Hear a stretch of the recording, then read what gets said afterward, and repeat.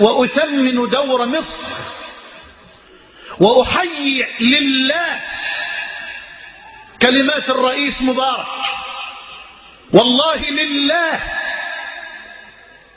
حين قال بالأمس لن تقف مصر مكتوفة الأيدي أمام حصار وتجويع الشعب الفلسطيني،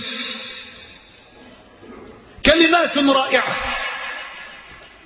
يجب على الأمة أن تقدرها،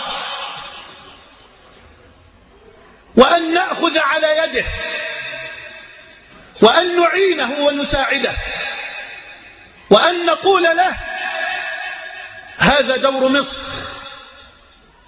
وهذه مكانة مصر، ونحيي هذا الموقف ودعوته للمؤسسات الخيرية والقطاع الخاص ومؤسسات المدنية في مصر أن تهب لمساعدة ونجدة إخواننا ممن عبروا إلى منطقة رفح ومنطقة العريش. نحيي هذا الموقف. وأنا قلت في أول لقاء أنا على يقين مطلق بفضل الله لو رفع الرئيس هاتفه واتصل أقسمت أن الموقف سيتغير، وفي الصباح تغير الموقف بإذن الله جل وعلا.